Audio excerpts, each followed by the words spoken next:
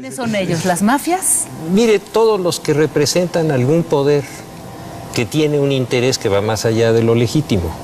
Y eso puede estar dentro del poder público, puede estar dentro de las actividades delictivas, todos aquellos que creen que el poder es un instrumento para abusar y que de alguna manera toman fuerza a través de un acto de violencia o un acto de corrupción. Que el poder comienza, muchos dicen desde abajo, pero ciertamente viene desde la directriz, ¿no? Desde la indicación misma del superior. En este país no se puede delinquir si no están todos de acuerdo. ¿Y usted cómo le hizo para estar fuera de esa máxima? Con esas polémicas a las que usted se refiere y con esas confrontaciones y esos problemas a los que usted se refiere. Finalmente, los derechos y la fuerza de la sociedad a veces se logra imponer y lo estamos viendo en muchas ocasiones. Y cuando uno está del lado de la comunidad y del lado de la sociedad, pues uno tiene que tener un criterio y establecer su lugar con mucha claridad y defenderlo. Hay una cifra que llama mucho la atención sobre la economía del delito, ¿no? Que catalogan 22 delitos, más o menos, y que México está de entre los primeros 21, que tiene la trata de personas, el robo, el tráfico de armas, la corrupción que ya hablamos. Pero la cara que hoy tiene el Distrito Federal en comparación de hace 20 años y de la que usted también le tocó manejar dentro del gabinete local y a nivel federal, ¿tiene otro rostro? ¿Está teniendo otra visión en México? O con los últimos hechos también recientes en la zona de Tepito, en las denuncias, ¿cómo podremos ir desmenuzando esta figura que quieren crear del México de hoy? Mire, yo creo que lo que está ocurriendo es algo de lo que finalmente no se podía escapar el Distrito Federal. La Ciudad de México ha sido una ciudad que sus niveles y sus promedios diarios delictivos no son bajos. Son altos, no son los más altos del país, ni mucho menos, pero son altos.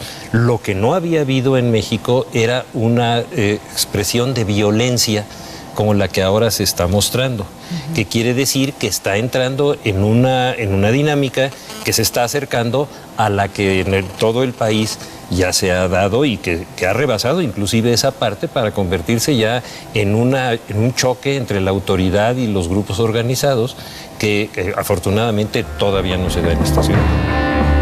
La economía del delito florece en las fabulosas ganancias de los mercados informales, en los turbios negocios del narcomenudeo, la piratería, la trata de personas, el robo de autos, la extorsión, el secuestro. Los primeros beneficiarios de estos negocios son las organizaciones criminales. El delito se ha convertido en una industria. El delito tiene principalmente una lógica económica, la mayoría de los delitos, ¿no? Exceptuando el homicidio pasional o algunas violaciones, pero esencialmente la criminalidad que aterra a nuestro país tiene que ver con una lógica económica que precisamente viene, digamos, trasminando los valores neoliberales, o sea, el valor del costo-beneficio, el valor de maximizar la ganancia, minimizar los costos. Hay que preguntarse de cuánto dinero hablamos, cuál es el volumen de los mercados de la economía del delito, el de los negocios criminales. En la Ciudad de México, las autoridades estiman que existen cerca de 100,000 puntos de venta de droga en todas sus modalidades, desde la tiendita hasta el reparto a domicilio. Las ganancias, estimadas por la desaparecida Secretaría de Seguridad Pública del narcomenudeo en el país, son de más de 8,000 millones de dólares. Todavía no sabemos con precisión qué fue lo que sucedió en el Bar Heavens. Todavía no sabemos cuál es su conexión con otros incidentes de alto impacto, presuntamente también relacionados con el barrio de Tepito. Pienso en el homicidio en la Condesa, en el Bar Black, y la masacre en un gimnasio de esa zona de la ciudad. Hay especulaciones de que esto tiene que ver con el mercado ilegal de drogas, pero de nuevo hay muy pocas precisiones sobre el particular. No es novedad que haya en la Ciudad de México mercados ilegales, eso han existido siempre. No es novedad tampoco que en el barrio de Tepito y en otras colonias céntricas de la Ciudad de México se den este tipo de expresiones. Lo que resultaría novedoso si es que en efecto esa es la causa de estos incidentes, es el comportamiento de los actores de ese mercado de esa manera. En cuanto al comercio informal, datos de la Canaco estimaban que sus ventas ascienden a 80,000 millones de pesos al año. El año pasado, el sector informal generó el 60% de los empleos en el país. Obvio, con las condiciones más precarias para los trabajadores. En el 2012, se vendieron en México 122 millones de discos piratas. Pero esta economía del delito siempre se va en contra de los más frágiles, de los jóvenes, de los niños, de las mujeres, de los presos que tienen ahí encerrados y que son permanentemente sujetos de extorsión, ahí sí por autoridades en ese caso, ¿verdad? Pero en otros casos por criminales que obtienen ganancias enormes. La corrupción abriga la prosperidad de la economía del delito. El control político basado en el clientelismo resulta una ganancia inestimable. Solo en el Tianguis de Tepito trabajan 12,000 comerciantes agrupados en 64 organizaciones. Las ganancias que semanalmente genera el Tianguis del Salado, uno de los más grandes de la Ciudad de México, estimadas por el Instituto Ciudadano de Estudios sobre la Inseguridad, son estratosféricas, de 21 millones de dólares semanales. El poderío de las organizaciones que agrupan a los vendedores ambulantes en la Ciudad de México tiene también un claro perfil político. En general, los mercados ilegales en la Ciudad de México operan con niveles de violencia relativamente limitados. Por diversas razones. Uno, por la densidad institucional que existe en la Ciudad de México. La policía del Distrito Federal tiene más de 80,000 elementos. Hay una alta presencia en la Ciudad de México del Ejército, de la Marina, de la Policía Federal, de la PGR, del CISEN, etc. Entonces, las posibilidades de operar de manera muy visible y muy violenta son menores. También el tamaño mismo de la ciudad y el tamaño del mercado para bienes y servicios ilegales previsiblemente uno puede hacerlo atractivo para muchos jugadores, pero a su vez es tan grande que es muy difícil que cualquiera lo monopolice o que siquiera lo intente monopolizar. Un negocio de tal magnitud económica con innegables beneficios políticos para quien lo controle genera conflictos. En su declaración ministerial, el dueño del bar After, Heavens, en la zona rosa de la Ciudad de México, el lugar donde por última vez se vio a 12 jóvenes avecindados en Tepito, señaló la participación de integrantes de la Unión, grupo delincuencial dedicado al narcomenudeo, confrontado con la banda de los Tepis.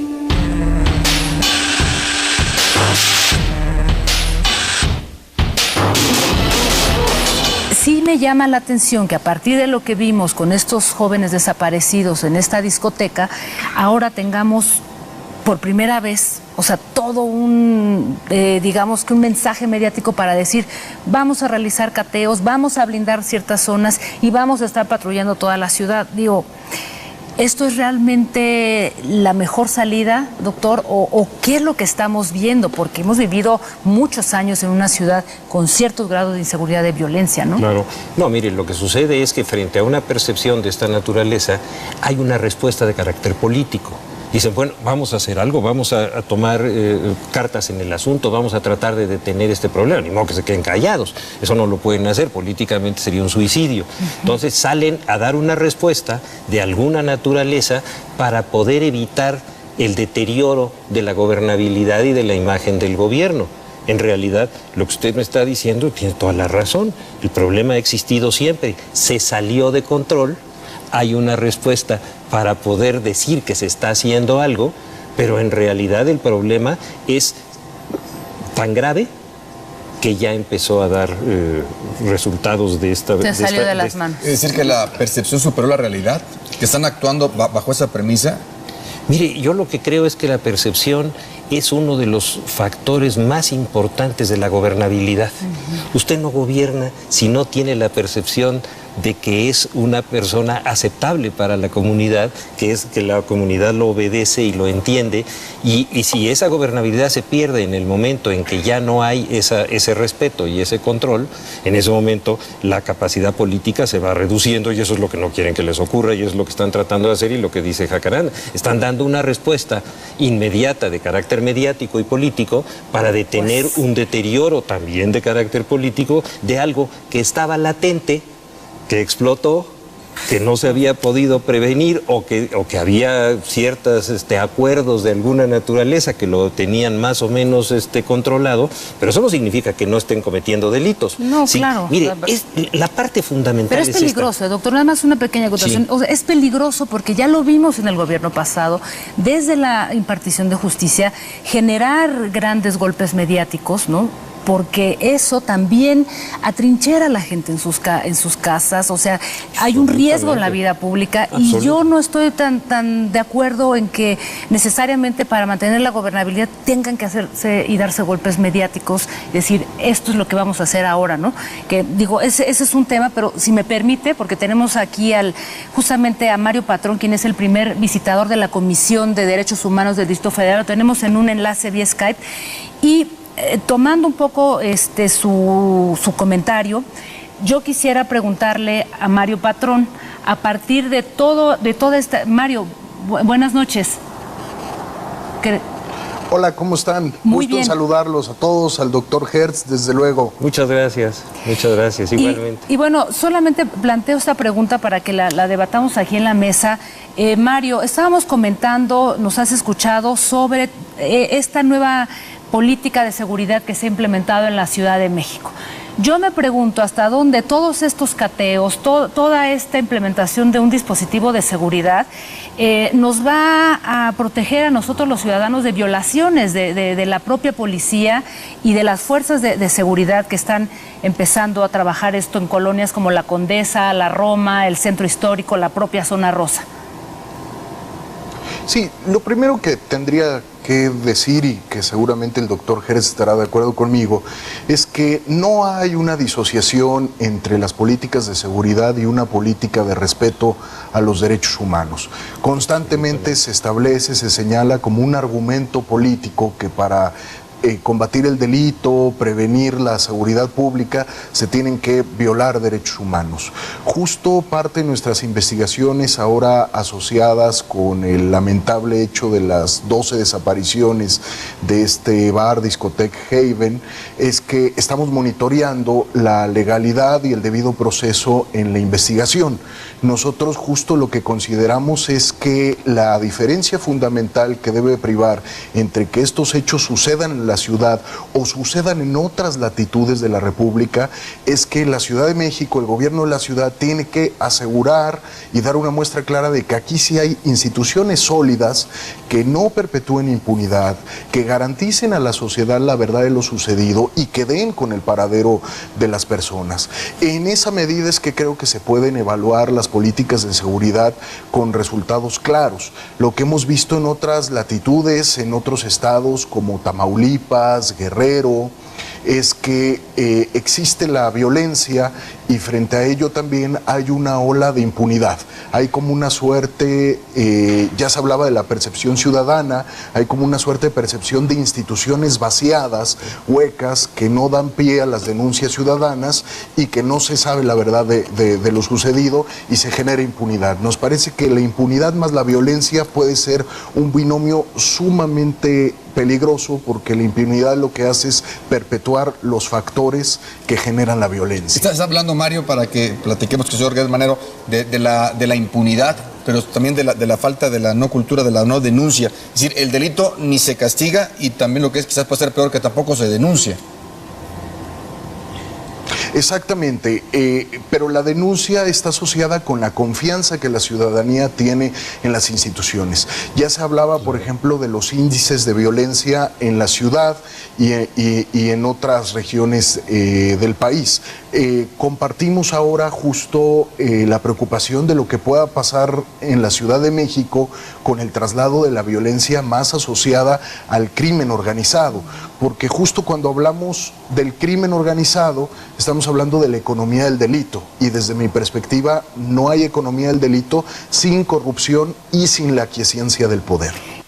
el mayor número de delitos que se cometen en el país y en esta ciudad no son los crímenes, son los robos. Hay que tenerlo eso muy claro. Y los robos son los delitos que más lastiman a la parte más pobre de la población, aquí y en todo el resto del país. ¿Se refiere a robos en la vía pública, casa, habitación? Todos los tipos de robo son la inmensa mayoría de los delitos que se cometen, la inmensa mayoría. Y es a tal grado esto que, de acuerdo con las estadísticas del INEGI, la percepción del número de delitos que se cometen al año en todo el país es de más de 20 millones y no se denuncian ni siquiera 2, y de esos 2 el 98% quedan impunes. Entonces estamos viviendo una situación... No hay confianza tampoco claro, para denunciar. Y lo que decía Jacaranda, no hay ninguna confianza. Entonces, cuando les explota un problema, tratan de dar una respuesta mediática para conservar la gobernabilidad, pero como usted dice y con toda razón, eso no lo va a conservar. No, eso simplemente va a ser una respuesta angustiosa para defenderse en ese momento, y luego viene otra crisis y viene otra respuesta. Hemos visto en el país que eso se repite en forma constante. Sí, claro. No están resolviendo un problema, están saliendo de una crisis, están tratando de evitar que esa crisis los lastime políticamente, pero no están saliendo del problema, eso sí no. Es que vamos a hacer una pequeña pausa. No se vaya, regresamos con este interesantísimo tema aquí, El Observador.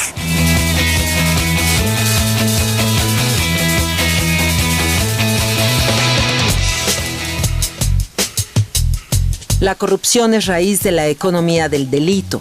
Un ejemplo documentado es la evasión de impuestos de los indígenas hacia la corona española, en un intento de supervivencia porque eran impagables. La Santa Inquisición, por ejemplo, que se dio aquí y que juzgaba a la gente a menos que estuviera dispuesta a entregar sus bienes. Sin corrupción no habría crimen organizado o desorganizado.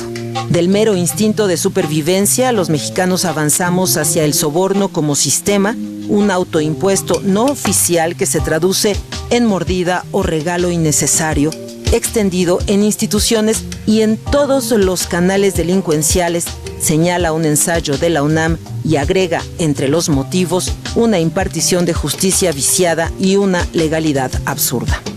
Alguien decía, ¿por qué los regímenes priistas se repletan en lo bajo de reglamentos, mecanismos burocráticos, ventanas, controles? Pues porque la corrupción la sube en un piso. Cuando no puede resolver las cosas de manera simple y fácil, el ciudadano está invitado a subir al piso siguiente y soltar el dinero de la corrupción. O sea, están articulados. La dificultad de todos los días, los altísimos costos de hacer las cosas bien, está articulado con el costo de la corrupción.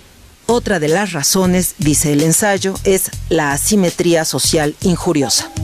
Han seguido un modelo económico que ya a nivel mundial no funciona, excepto para la economía del delito, que es el neoliberalismo.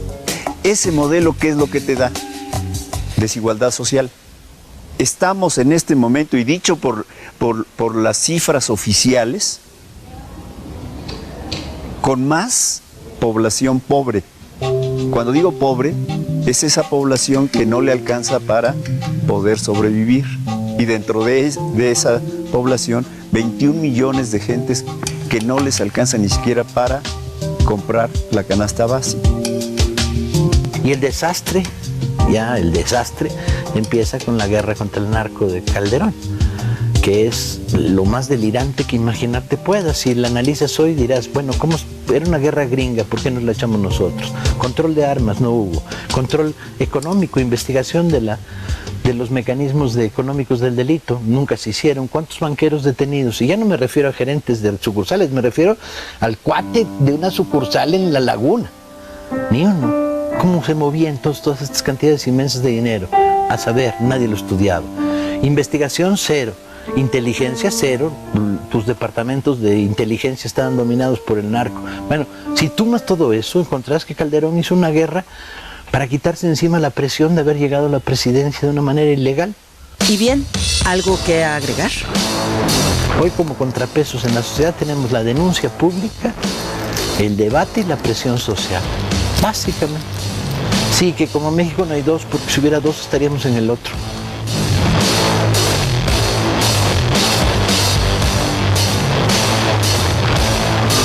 Parece que sí podemos de alguna manera fomentar una cultura de la legalidad, fomentar una cultura de la no violencia, creando precisamente una serie de políticas que nos ayuden a contrarrestar lo que oferta la violencia y lo que oferta el dinero relacionado con la violencia. Me parece que la acción ciudadana es la clave.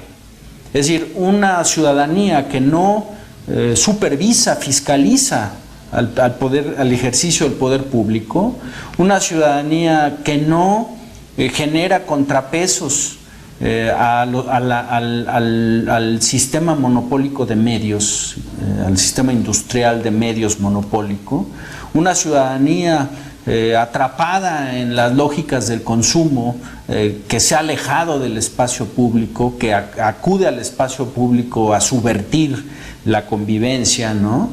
Es una ciudadanía que claudica de sí misma. El dinero y el poder parecen ser las motivaciones, lo mismo del más poderoso de los varones de la droga que el más humilde narco de la calle. Y ese problema te lleva entonces a la negación de los valores, no solamente morales, sino los valores de la vida. La economía del delito se expresa en verdaderos imperios de poder económico y político. Y uno pensaría, bueno, ¿por qué todo este esfuerzo lamentablemente no ha sido canalizado a una economía, digamos, donde verdaderamente se den empleos, no empleos de halcones, de sicarios, de soplones, de etcétera, etcétera, sino empleos verdaderos, ¿no? O sea, como es como que es algo que está atravesando toda esta economía por un país que no ha sabido someterse a reglas, a leyes, y que le es más fácil inventar y construir todo un edificio, esta economía enorme. Pensemos en los caballeros templarios que tan recientemente han estado a la luz, cómo han construido un verdadero ejército.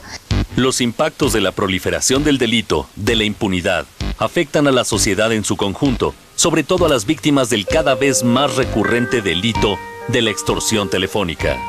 De todas clases sociales, de todas. Nos hablan jóvenes, grandes, chicos, pobres, ricos, empresarios, de todo. A todo mundo los combate la extorsión. Lo que piden es dinero fácil. Lo que piden es dinero desde 500 pesos hasta 25,000 pesos. Son los montos que se pagan actualmente. Estos se pagan en ciertos bancos que dan facilidades, como por ejemplo Electra, Coppel, Banco Azteca. Esos son los bancos que utilizan los extorsionadores. Las personas que tienen alguna empresa local, tienda, restaurante, les hablan por teléfono y les dicen que para su seguridad hablan de algún grupo delictivo y que si no cooperan se los van a quemar, van a dañar a su familia o van a dañar a ellos. El tramado de la corrupción, determinante para soportar la economía del delito, se extiende hasta el campo de lo político y sus protagonistas. Hay vínculos entre las autoridades capitalinas a diversos niveles y algunas de estas expresiones de ilegalidad. Los taxis piratas está muy bien documentado, por ejemplo, los vendedores ambulantes, algunas formas de piratería, etc. Y desde hace muchísimos años la policía ha jugado un rol de regulador de estos mercados ilegales, ¿no? Y parte de esta función de regulador pues estaba determinada por relaciones corruptas, ¿no? entre ciertos elementos de la policía y algunos actores de los mercados ilegales. ¿Esto llega hasta la autoridad política o se queda en la policía? Lo ignoro. Un par de ejemplos de los sectores industriales dañados por la piratería. Se estima que 50% de las prendas de vestir vendidas en el país son piratas o de contrabando.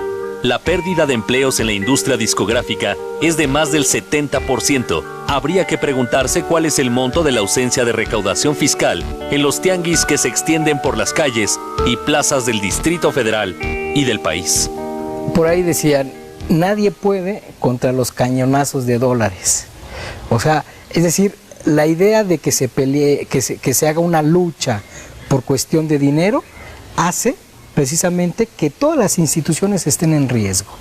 Más allá de los daños ocasionados a las víctimas del delito, está la afectación a las instituciones. El crimen organizado ha puesto contra la pared a nuestra incipiente democracia al establecer la ley de la violencia y la corrupción en muchos de los municipios de nuestro país.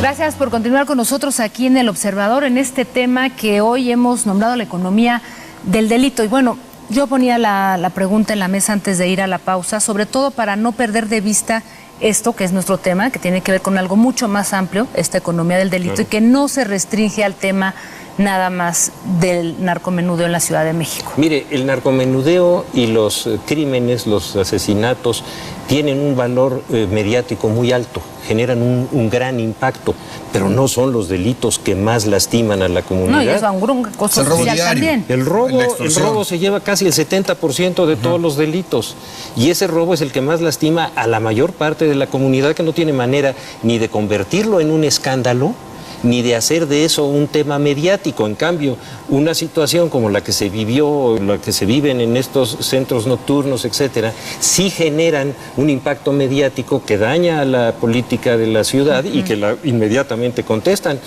Pero los asaltos que hay en los microbuses, bueno, nada más hay que oír los noticieros del radio en la mañana. Sí, es un rosario de denuncias. Tenemos más sobre ese tema porque también quienes han pasado o vivido muy de cerca este tipo de hechos es en las discotecas y en los bares. Está Ismael Rivera Cruz, es director de la Asociación Nacional de la Industria de Discotecas, Bares y Centros de Espectáculos, AC. ¿Cómo estás, Ismael? Buenas noches. Hola, César, buenas noches. Un saludo también a Jacaranda y al doctor Cris Manero. Gracias. Buenas noches. Ustedes lo vivieron y tengo el reporte que hace 3 años más o menos ustedes denunciaron ante el gobierno federal sobre lo que estaba ocurriendo en las discotecas, esta presencia de los grupos de delincuencia organizada con los famosos derechos de piso, las extorsiones. ¿Esto es cierto, Ismael, que ustedes lo denunciaron y que no le hicieron caso, o ya tiene tiempo que estaba pasando esto y no lo habían dado a conocer? Bueno, primero yo quisiera aclarar 2 puntos. Uno, el lugar en donde se desaparecieron estas 11 personas es un lugar que no es un bar, no es una discoteca en sí, es un centro clandestino que operaba como after hour con todas las clandestinidad de vida y por haber, porque el restaurante inclusive el lugar se anuncia como restaurante. Nosotros en el 2010, es cierto, empezamos a notar que grupos de personas no identificadas para nosotros empezaron a visitar ese tipo de establecimientos, a los bares y discotecas que están a la luz pública, que operan como tal y que tienen su licencia de funcionamiento y sus documentos legales, para amedrentar a los propietarios y a los gerentes, advirtiéndoles que si no los dejaban entrar a vender su droga, pues iban a matar a los empresarios. Esto se fue haciendo de forma muy paulatina. En el 2011 volvimos a denunciarlo.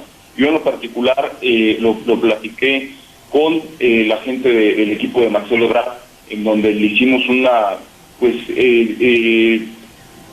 lo pusimos al tanto de lo que estaba sucediendo. Un mes antes de que cambiara el gobierno de la Ciudad de México en el 2012, en noviembre, estos grupos empezaron a presentar con mayor frecuencia y de una manera ya amedrentando y amenazando ya con armas a los establecimientos, en donde inclusive les mandaron algunas cabezas de perros degolladas, advirtiéndoles que su cabeza iba a ser la próxima, si no les permitirían la entrada. Esto nos llevó a tener una reunión con la Secretaría de Gobierno y en ese momento era el gobierno de transición. Así lo hablamos también en su momento con la Secretaría de Seguridad Pública, inclusive les dimos algunos mapas en donde sugeríamos nosotros que se hiciera presencia de la autoridad para disuadir este tipo de eventos. No nos interesaba, yo creo que no es el tema agarrar al narcomenudista, que es el que está llevando la droga a los lugares, porque pues, al final de cuentas al día siguiente van a mandar a otro. Lo que nosotros sugeríamos era que se hicieran unos trabajos de inteligencia en donde se llegaran con quiénes eran los grupos, porque al final de cuentas, el discurso de la Ciudad de México era que nunca iba a haber unas caravanas de camionetas con gentes armadas circulando a las 3 de la tarde por insurgentes. Eso no va a suceder y nunca lo vamos a ver, pero sí en las noches llegan en vehículos viejos que van llegando de carros en carros, y cuando uno se da cuenta ya hay 30, 40 personas afuera del establecimiento y el establecimiento está en total indefensión. La respuesta que tuvimos por parte de la autoridad fue que denunciáramos. Ningún empresario quiere denunciar ni lo piensa hacer, porque pues está en riesgo la vida de las personas. No sabemos quiénes son esos grupos, si son impostores o son de veras, pero por su forma de operar, por lo que ha ido venido sucediendo, pues nos damos cuenta que nos podemos enfrentar a lo que vivimos nosotros como industria nacional nocturna en toda la franja fronteriza del país, inclusive en la zona centro como fue Morelos, Guerrero, que se bajó a Veracruz, a Quintana Roo y demás, y vimos lugares quemados, gente incendiada, muertos y demás, ¿no? Entonces eso nos preocupa de sobremanera, y sobre todo que sí lo advertimos en su momento y pues no hubo respuesta. Señor, una pregunta. El doctor Gertz Manero te pregunta, Ismael. Sí, gracias. ¿Usted considera que este fenómeno de violencia comienza con el escándalo aquel del Bar? ¿O es algo distinto? No, por supuesto que no. El Bar era un tema entre dos particulares muy identificados, que no tenía nada que ver con tráfico de drogas ni nada de ese tipo de cosas. Ahí sí fue, inclusive están confesos y declaradas las personas involucradas en el tema.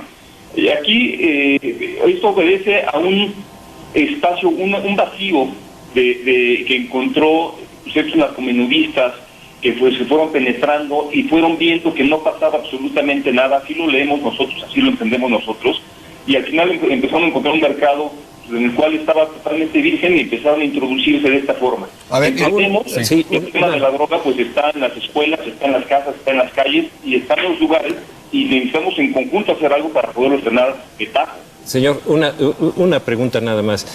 Con motivo de aquel problema que hubo, después se vinculó con una serie de personas que sí estaban dedicadas al narcotráfico, que sí fueron detenidas inclusive cerca de la Ciudad de México, y que si independientemente de la violencia que haya existido entre dos personas, sí hubo alguna información en ese sentido. ¿Ustedes la tomaron en cuenta? ¿La conocieron en su momento? Sí, nosotros estamos hablando de Bar, ¿no? Sí, señor. Sí, nosotros, don Alejandro, estuvimos presentes en el tema. No, evidentemente había gente involucrada, bueno, pues como fue el tema de JJ, inclusive por ahí apareció hasta la gente de la barra, y demás, estaban todos involucrados en el tema. Pero no obedece, ese balazo que le dieron a Cabañas no obedeció a violencia por narcotráfico, obedeció a violencia por una incongruencia entre un partido de fútbol, y de ahí se hicieron de palabras y terminó en lo que ya conocemos. Sí, ¿no? Evidentemente era gente que estaba metida, pero no era tema de venta de drogas en los establecimientos. No, yo creo, Ismael, si me permite, yo creo que el doctor se refiere a que ya finalmente dentro de esa negociación o en otros ya estaba permeando en los cárteles de la droga en diferentes negocios, como vea con la extorsión o simplemente con la venta de la misma, luego que se dieron estos hechos. Yo te pregunté de manera directa, ¿tienen reporte o hay cárteles de la droga en el DF? Pues bueno, pues está el tema. Yo hice la declaración en forma recientemente, en donde pues no con la intención de dañar al gobierno ni con la intención de dañar la imagen del jefe de gobierno, simplemente con el hecho de decir la verdad, porque nosotros estamos en el riesgo de perder los patrimonios, por un lado, por parte de la autoridad, porque puede aplicar la ley de extinción de dominio de los establecimientos en donde se detecte que se está permitiendo la venta de drogas, aunque el empresario no lo haga directamente. Bueno, pues hay un vínculo. En el momento que no denuncia, pues también lo pueden hacer cómplice del tema, porque tú sabes, tú lo permites y no lo denuncias, pero también si se denuncia, bueno, pues se puede pagar inclusive hasta con la propia vida. Entonces, es por ello que lo sacamos recientemente a la luz pública con la intención de que la gente conociera el tema, la opinión pública, y sepan en qué situación estamos los centros nocturnos de la Ciudad de México. Y bueno, a raíz de los hechos, de lo que sucedió ahorita en los hechos desaparecidos en el Bar Heaven, y este operativo que ha hecho el gobierno de la ciudad, sacando a la calle y verificando establecimientos en materia de protección civil y demás, se ha disuadido tremendamente. Lo que nosotros estamos en la expectativa es que, bueno, pues ahorita por lo que está sucediendo y por las acciones del gobierno, pues esta gente se retira, pero estamos convencidos y seguros que en cuanto se relaje este tema va a regresar. Ismael, ¿no? Se ataca sí. de frente. Bueno, antes de ir con el visitador de la Comisión de Derechos Humanos, sí me gustaría hacer una puntualización, porque entiendo estas denuncias que ustedes hicieron hace 2-3 años y las cuales no fueron tomadas en cuenta, pero creo que también hay que poner en su justa dimensión, por algunos pagan otros, pero a partir de una serie de investigaciones, de reportajes que han hecho también colegas periodistas, o sea, se ha visto que los propios establecimientos están vinculados con algunos narcotraficantes o narcomenudistas y le entran al negocio. Es decir, o sea, no estoy generalizando, pero creo que ahí sí hay un problema, un vacío, no sé usted qué opina, doctor, porque sí es un asunto también de la autoridad, pero algo que viene ocurriendo desde hace muchos años y con mucha frecuencia en distintos bares, antros, en fin, de la Ciudad de México. Y mire, hay algo que, perdón, sí, adelante. Algo que es muy importante y que el señor señaló, es decir, el lugar a donde hubo este levantón es un lugar que estaba trabajando en absoluta ilegalidad, ¿no es así, señor? Es correcto, totalmente correcto. Es decir, ¿cómo es posible que un giro de esta naturaleza, que es un giro negro, así, ¿no?, que lleva trabajando, y ¿a poco los policías no lo veían? Pues claro. ¿A poco nadie sabía que eso existía? Eso, Sí, ¿quién lo puede creer? Inclusive, nosotros le llamamos a este tipo de lugares clandestinos, giros negros, que son los que violan la autoridad. Ahorita la propuesta de nosotros es que se haga un censo en la ciudad, porque el gobierno no tiene un censo de los establecimientos mercantiles de vida nocturna. Recordemos que son establecimientos que son muy flotantes, pueden existir hoy, mañana ya no. Entonces hay que hacer un censo y por medio de los propios cuadrantes de la seguridad pública poder monitorear los establecimientos que están totalmente legalmente establecidos y los establecimientos que están operando de forma itinerante, incluyendo las propias clandestinas. No estamos exentos, Jacaranda, de que hay algunos empresarios que puedan prestarse a esta práctica, pero sí quiero aclarar que no son todos los empresarios de la vida nocturna, la gran mayoría operan con su total legalidad, pero sí han sido amedrentados por estos grupos y bueno, pues ante la amenaza y ante ver enfrente 10 o 12 personas o 15 personas armadas amenazando a uno, pues no le queda otro más que abrir las puertas y dar piso a la autoridad. Ismael, ¿te han amenazado? ¿Qué negocios tienes? No, afortunadamente todavía no. Espero que esto no nos lleve a algún tipo de amenaza, pero hay que denunciarlo. No tenemos detectado, no estoy imputando ni señalando absolutamente a nadie en especial, no los tenemos identificados ni detectados. Y al final de cuentas, pues alguien tiene que dar y la cara y decir lo que está sucediendo con la intención de proteger a los empresarios, proteger a los empleados y principalmente proteger a los 500,000 personas que salen un viernes y 600,000 un sábado a divertirse en la Ciudad de México, ¿no? Sí. ¿Y qué diría? No, sí, yo creo que Mario Ismael, Patrón. con Mario Patrón sobre ese tema de los derechos humanos. ¿Qué tantas denuncias han habido? ¿Qué tanto seguimiento le están dando ustedes? Y en tu opinión, ¿se rompió ya hubo acuerdos? ¿Tú crees que se hayan roto los acuerdos entre gobierno con la delincuencia organizada para que se desaten los demonios? Sí, César. Mira, yo quisiera comentar que si bien coincido con el doctor Hertz de que el robo y los delitos patrimoniales digamos, son sumamente delicados, onerosos y generan mucho sufrimiento en la sociedad, cuando hablamos de narcomenudeo no podemos olvidar que es solo un eslabón de toda una cadena de crimen organizado. Para que haya narcomenudeo tenemos que hablar de que ya hubo una producción, una refinación, una transformación, una transportación del producto, de las drogas, de los enervantes, y el narcomenudeo es solamente la fase de la comercialización. Yo creo que en ese sentido tenemos que tener mucho cuidado con el crimen organizado y sobre lo que puede pasar en la ciudad, porque justo escuchando a don Ismael, creo que es importante que recordemos que el crimen organizado busca un control territorial porque es el que le permite apoderarse de los negocios ilícitos. Pero una vez ya que se apodera de los negocios ilícitos, justo acude a aquellos negocios lícitos también para apoderarse. Y es cuando tenemos factores de lavado de dinero y cosas todavía mucho más elaboradas y más complejas y que desde mi perspectiva dañan de manera mucho más fuerte a la sociedad. Entonces, me parece que la impunidad sigue estando en el centro. Quería hacer una pregunta. ¿Qué le parece si la pone en la mesa? Vamos a hacer una pausa y volvemos. ¿Cuál era la pregunta, doctor? Mire, el tema yo creo que es fundamental. Estos son negocios sucios los del crimen organizado.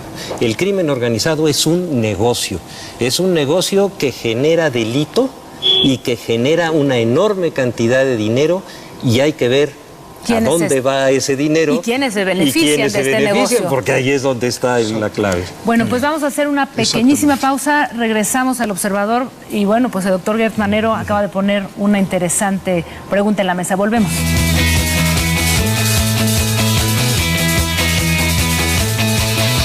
Se ha creado también un beneficio político a través del delito, a través de los discursos demagógicos para hacer una lucha contra el narcotráfico o para poder prevenir la propia delincuencia y la criminalidad, viene, digamos, teniendo un beneficio secundario. En primer momento hay un beneficio económico, pero también podemos nosotros visualizar un beneficio político.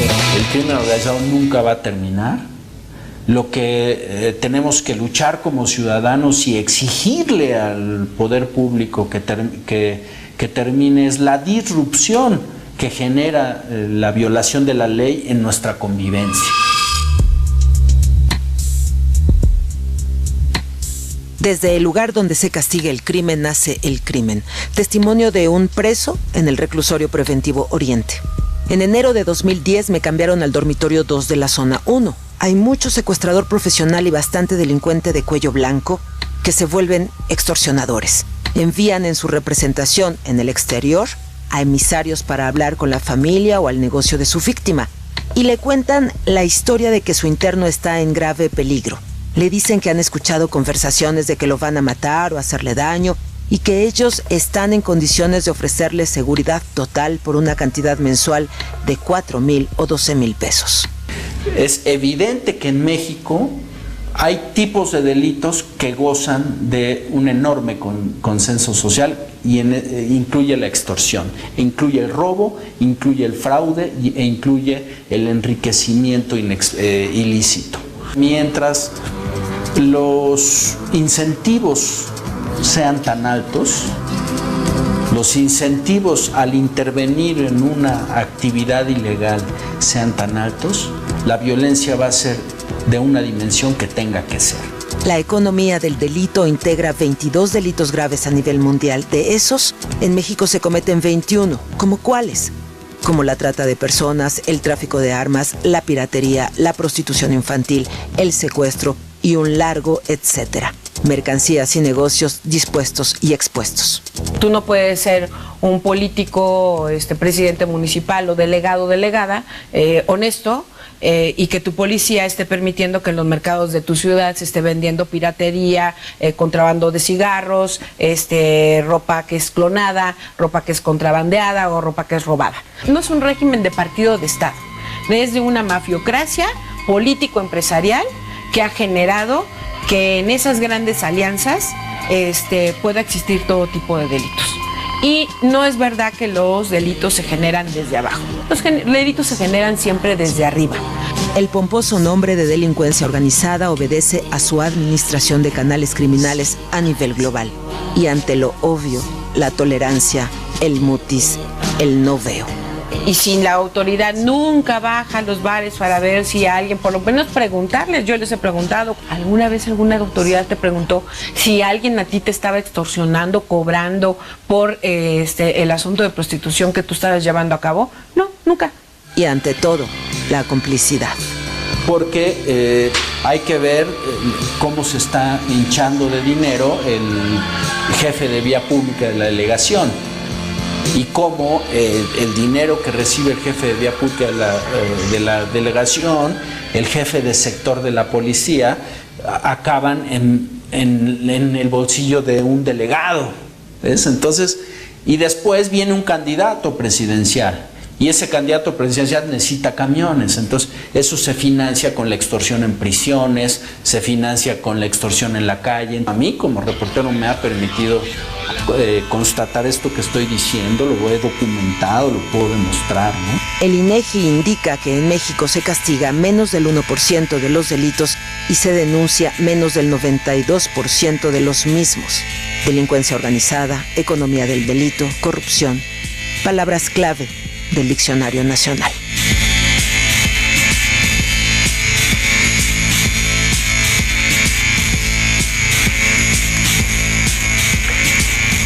Pues regresamos al Observador con un debate realmente álgido y el doctor Gertz Manero ponía en la mesa algo que me parece muy importante y yo creo que eso atañe también a Ismael Rivera. Hemos visto a lo largo de muchos años, y usted mismo también formó parte de la Secretaría de Seguridad Pública de este gobierno. Sí. O sea, no es un problema de hoy, ¿no? El tema de la inseguridad y todo lo que nos ha relatado hace un instante Ismael en términos de las extorsiones que se han dado, o sea, es un tema añejo, ¿no? Déjeme contarle una historia que es muy interesante.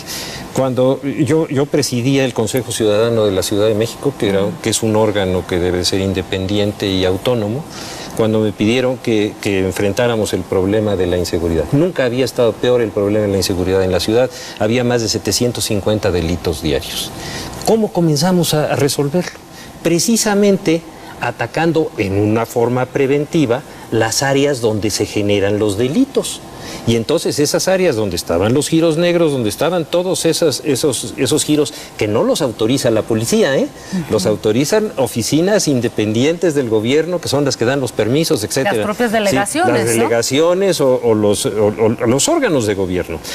¿Qué hicimos? Bueno, generar una operación ciudadana oyendo la voz de los ciudadanos y logramos bajar los delitos de 750 a 440 diarios. ¿Sabe usted en cuántos están ahorita? En más de 500.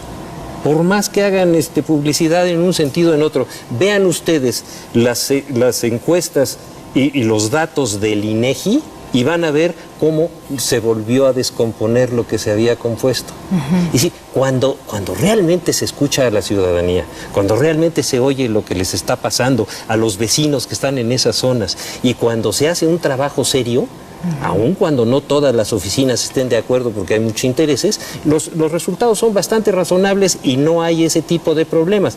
Cuando comienzan a haber arreglos y esos arreglos se descomponen y vienen... Ya no hay acuerdos. Y ya no hay acuerdos, entonces las cosas se empiezan a poner muy feas. Es decir, ¿hubo acuerdos antes en el gobierno anterior y hoy ya no existe? Yo le puedo decir una sola cosa, eso no lo sé. Lo único que puedo decir es que en los gobiernos anteriores no había habido esos niveles de violencia y ahora los hay. Pero usted dice, se rompieron los acuerdos. Cuando usted fue secretario de Seguridad Pública, ¿había acuerdos? De ese tipo, de entre nosotros, imposible. Entonces, ¿por qué no había una violencia tan alta? Déjeme decirle por qué. Porque se atacaba desde el punto de vista de los intereses de los ciudadanos los lugares a donde se iban a dar los delitos. Pero vuelvo a repetirle, la policía de la Ciudad de México no es la que da las licencias para los giros, La policía de la Ciudad de México no es la que tiene esas tareas, es otra parte del gobierno y muchas veces son las delegaciones y otras instituciones las que lo dan.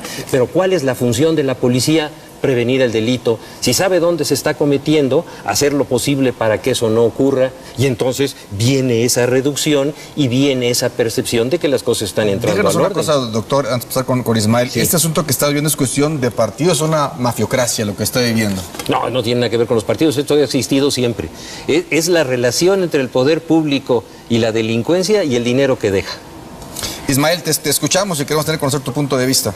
Sí, bueno, pues es parte, yo creo que por esto la forma de atacar y combatir tiene que ser integral con todos los órganos de gobierno del Distrito Federal y en coordinación con el gobierno federal. Porque si bien es cierto, bueno, pues los lugares pues históricamente pues, han estado inmersos en la corrupción entre el vínculo establecimientos mercantil de cualquier índole con delegación. Entonces, al final de cuentas, en el momento que se haga un trabajo coordinado con seguridad pública, con las delegaciones, con el gobierno central de la Ciudad de México, con la Procuraduría de Justicia, con órganos federales, que se investigue y se puede llegar a fondo muy fácilmente. Aquí, nosotros los empresarios estamos en la mejor disposición de que seamos reglamentados, de que no estemos en horarios tolerados como hemos estado históricamente en la Ciudad de México, pero tampoco queremos que sea la ley más modificada de la historia de todas las leyes de la Ciudad de México, que es la de establecimientos mercantiles. Cada legislatura llegan los diputados y vamos a cambiar la ley. Hoy tenemos una muy buena ley, una ley que no se presta a la interpretación, una ley que es clara. Requerimos el reglamento y requerimos forzosamente el Comité de Evaluación de Riesgos para poder dar el primer paso a lo que es la regulación. Si hay la voluntad del gobierno, en año y medio podemos estar totalmente regulada la vida nocturna y se convertiría en la primera ciudad en la República Mexicana que tenga un padrón de una vida totalmente registrada, regularizada, y saber quién está al frente del negocio, quién es el dueño, quiénes son los gerentes, qué giro específico tienen, cuál es su aforo permitido y su horario de funcionamiento. Bueno, pues vamos a ir a unas conclusiones y por ahí también quedaría pendiente el tema de los casinos, ¿no? Porque digo, eso también forma parte de la vida nocturna y ahí hay otro hoyo negro tremendo, ¿no? Pero empecemos, si le parece, a concluir. Doctor. Todo esto es un gran trinquete del que se benefician los que lo realizan y los que lo permiten. Es correcto. Así es. ¿Tiene solución? Por supuesto que tiene solución y como lo dice el señor, mucho más sencilla de lo que parece. Lo que pasa es que frente a esa solución hay una cantidad de dinero y hay una cantidad de intereses que entran en unas contradicciones y en unos pantanos de comprensión que parece que son insolubles. Son muy sencillos. Yo creo que sí hay solución, Hay una cantidad de dinero tal y hay una cantidad de beneficiarios que son capaces de aguantar las peores tormentas con tal de seguir con el trinquete. ¿Te parece que no hay salida o...? Bueno, hay estas salidas momentáneas que las hemos visto, como usted lo señaló al principio, en muchas ocasiones y que finalmente no resuelven nada. Pero eso no es nada más el asunto de estos delitos, ¿eh? Es una estructura de poder, así funciona este país, ¿eh? Y usted lo dijo, sí, y usted lo dijo al principio, ¿se pueden arreglar las cosas a fondo? ¿Cómo vamos, no? Se pueden generar este tipo de crisis y algunas soluciones parciales, pero mientras el fondo no se resuelva y no se acabe con esa colusión, nada se va a poder resolver. Claro. Mario Patrón. Es imposible que exista una economía del delito sin la corrupción, sin la aquiescencia, sin la coadyuvancia del poder político. En ese sentido, para combatirla también hay que ver los circuitos de corrupción que la permiten y la consolidan, y en ese sentido los derechos humanos tienen un papel fundamental, básicamente para el combate de la corrupción. Doctor Gertz Manero, pues muchas una gracias. última conclusión. Pues que el tema que ustedes escogieron finalmente es el resultado que hemos obtenido. Es decir, esto no es más que un giro negro, un negocio donde se benefician los que lo llevan a cabo y los que lo permiten y lo están solapando. Un giro negro o un hoyo negro. Un colorado que se va a cambiar de color. Muchas gracias, doctor. Le aprecio mucho. Muchísimas gracias. Gracias, doctor. Muchas gracias. Y también agradecemos a Mario Patrón, primer visitador de la Comisión de Derechos Humanos del Distrito Federal. Gracias, Mario. Buenas noches. Y también a Ismael Rivera. Muchas gracias, Ismael. Un abrazo. Gracias, hasta luego. Hasta pronto. Gracias, muy buenas noches. Pues muchas gracias, César. Hasta muy contenta pronto. de estar Buenas aquí en noches. este programa Muchas tan gracias. interesante. Y bueno, los esperamos en una siguiente emisión aquí en el Observador. La repetición el martes a las 9 de la noche. Martes a las 9 de la noche. Martes y el próximo sábado una emisión más del Observador. Que descanse, buenas noches.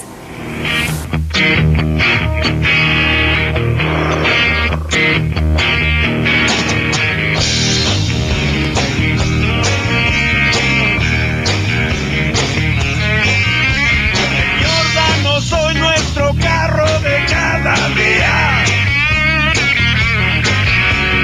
Va a cumplir la cuota que nos pide la policía. Líbranos de todo mal y de toda violencia. Va a robarnos otro carro con toda decencia.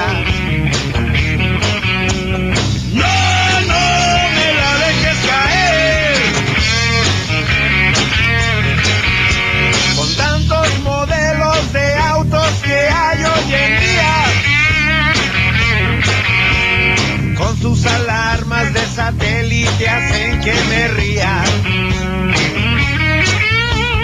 Hoy vamos por el dinero que pidió el comandante, pues hoy es la fiesta que brinda su joven amante. No me la dejes caer. No me la dejes caer.